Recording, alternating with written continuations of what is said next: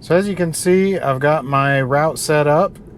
I've got all my stops put in to go the route that I want to take. The only thing I've got to do is delete these out as I get close to them so it continues on that route instead of actually stopping at each of these places.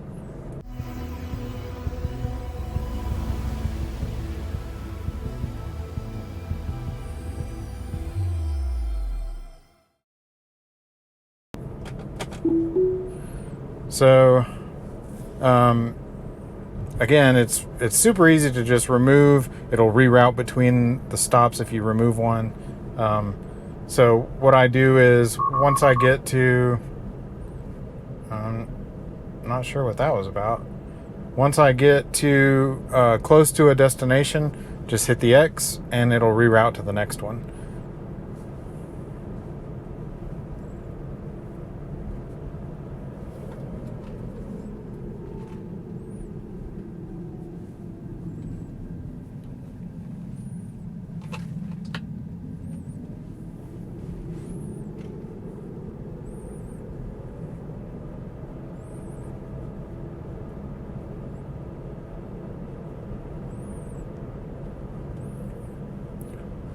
All right, so we're going back on this same route that, it shows it incorrectly on the navigation. Yeah, so it's trying to put on a turn signal here because it thinks that it's going to turn down this hill, which obviously there's no road there anymore. You can see where it used to be. There's still an opening where service vehicles can go down, but it wanted to turn there.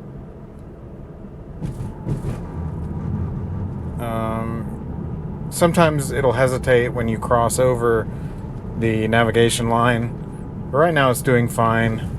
Yeah, it's probably going to try to have me turn left. No,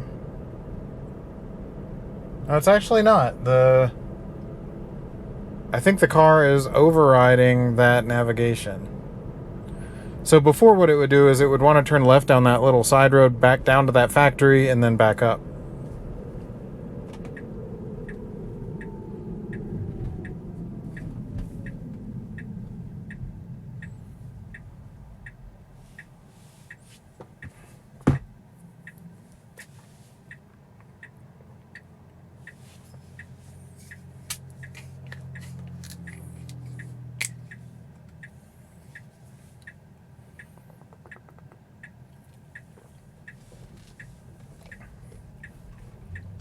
Come on.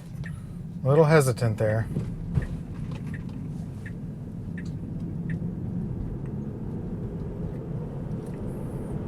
It doesn't seem as confident in this version. There seems to be a lot more hesitation in a lot of places that the previous, 3 or 4 versions didn't have. And slowing down there for no reason. Again there. Just really light slowdown, not, braking, but more like a, lifting your foot off the accelerator type of slowdown. Just some regen.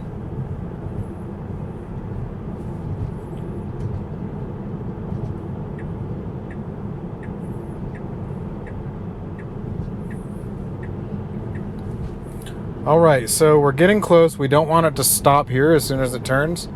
So what we'll do now is edit trip. We want to make sure we make this change after we go through this light. Otherwise, it would reroute me onto the highway here. Because that would be the quickest way to get to Coffee Cup Cafe, would be to get on the highway here and then get off at the next exit.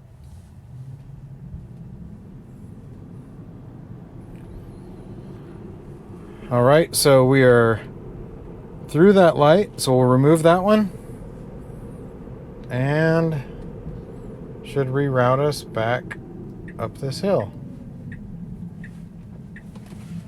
Come on, it's a green arrow. You can go. Jerking back and forth for no reason. And you're in the wrong lane. Yeah. I got over, but at the last second, right under the light.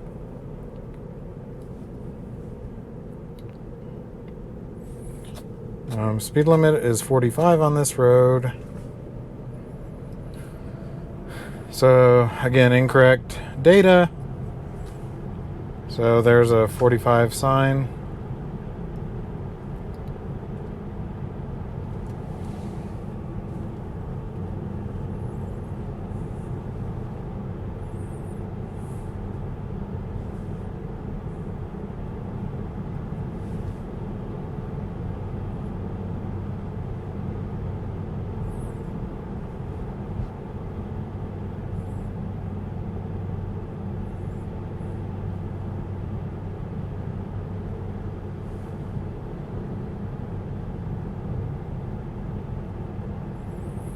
So really, I should have put this stop after this. I'm going to have to time this just right. Otherwise, it will want to put me on the highway. I should have picked a destination a little further down the road coming this direction. If I cancel it, see, it'll put me getting on the highway right here, and I don't want to do that. So we'll go in here, edit trip.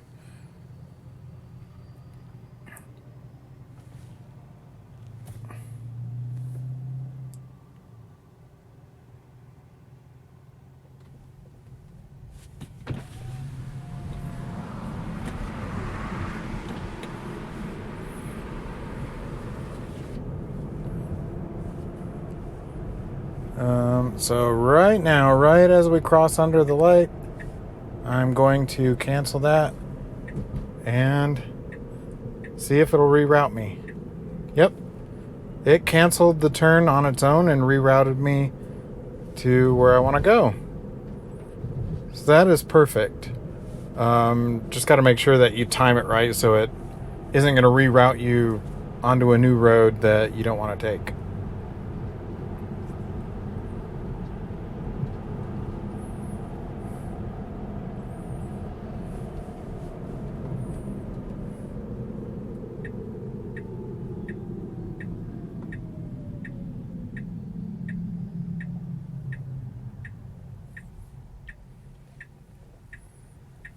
All right, so blind left under this bridge, and yeah, the car kind of pulled out into the road a little bit to see.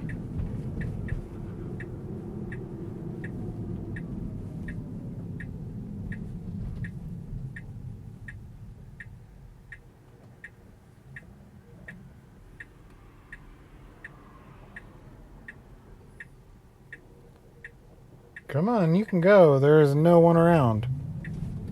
You're already out in the road. Okay, so here it will wait till the very last second to get over in the right lane when this one ends and kind of whip over across the yellow line and back. It needs to have some pre-planning just to avoid things like that. If it knows it's going to be lane ending, then get over way in advance. Same thing happens on a lot of the on-ramps here, which are shorter than what you'd find in other places. It doesn't get over immediately. It waits till the last second to merge, and then when it does, it kind of whips into the left lane a little.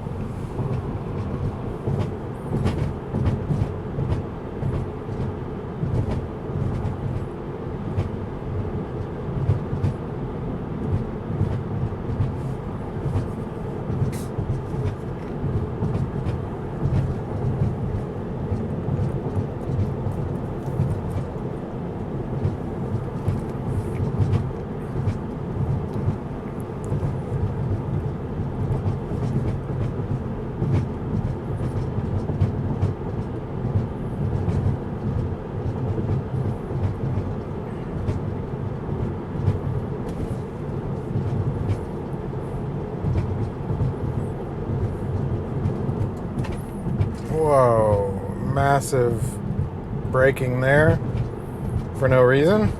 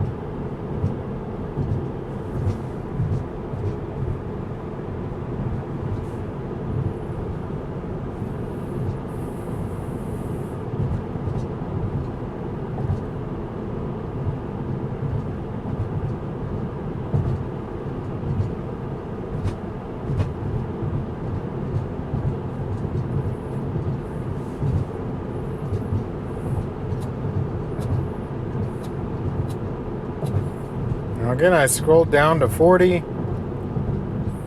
and we're about to hit the city limit at 54. So that's a disengagement.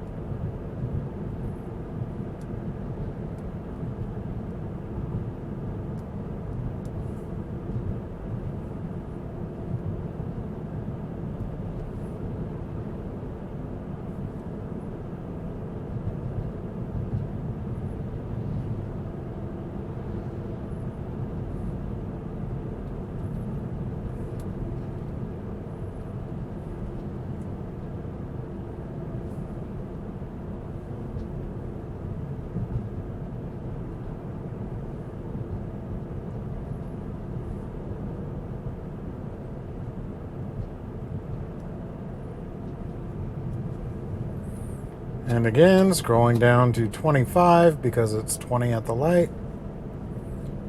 And going 36. I hit the brakes. Disengagement. Don't want to be going above 30.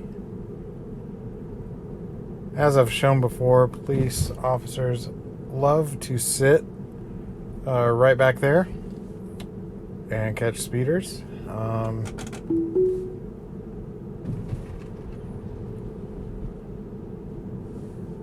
So I'm not going to take a chance.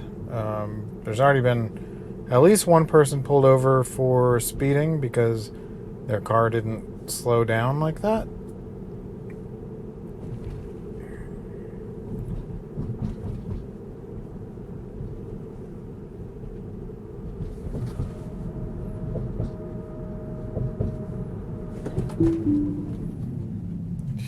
The car wasn't even slowing down.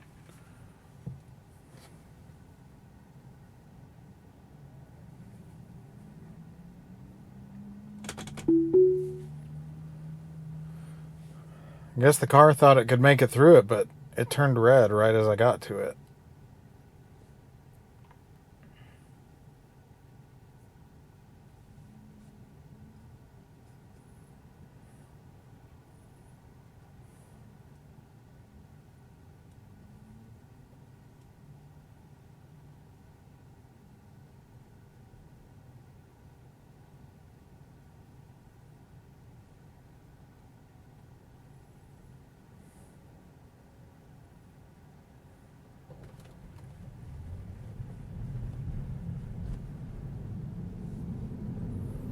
Why is it set to 10 miles per hour max?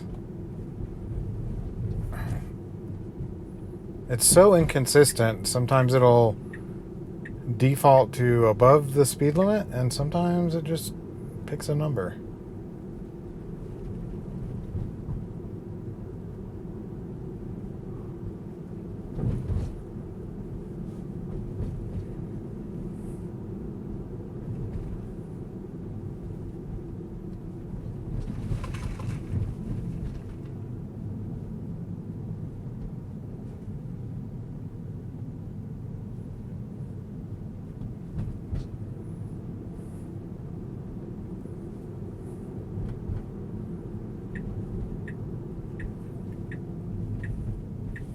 I'm really surprised at how little traffic there is.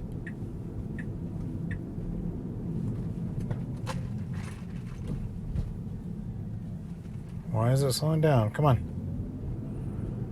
It's never stopped there before. I don't know why it was trying to.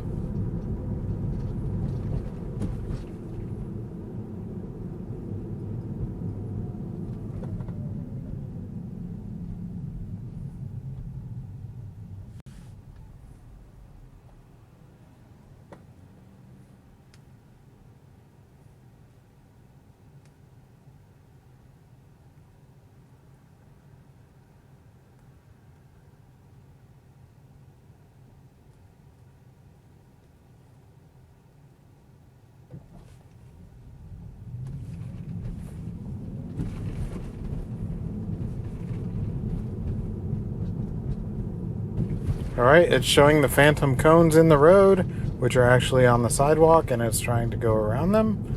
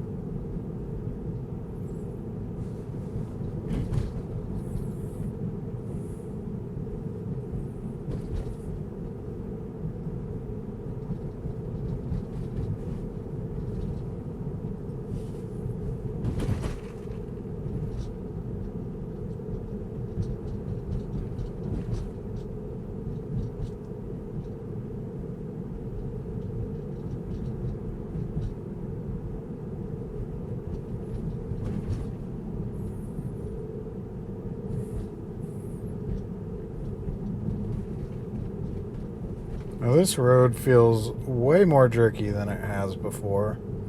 A lot of back and forth here, as you can see by the steering wheel.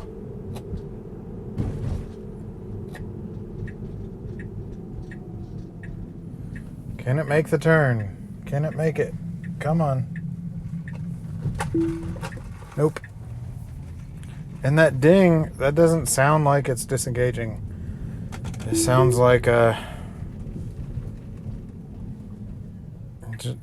just a notification ding.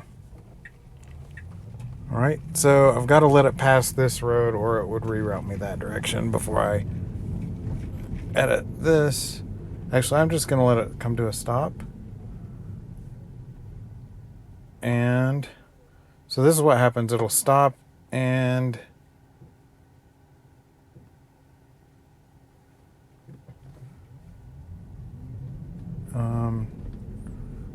then I just had to hit the accelerator to make it go again. So it still is trying to get to that stop. So let me just delete that. I think I need to set my stop further up here so I can cancel out of it quickly enough.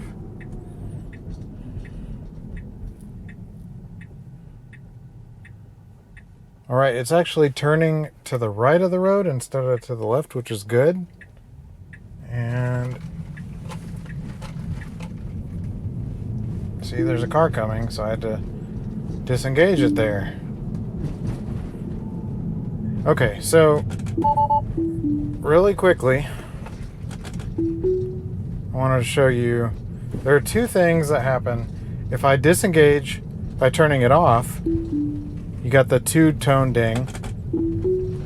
If I disengage by turning the wheel, it's a high-pitched ding. If I disengage with the brake,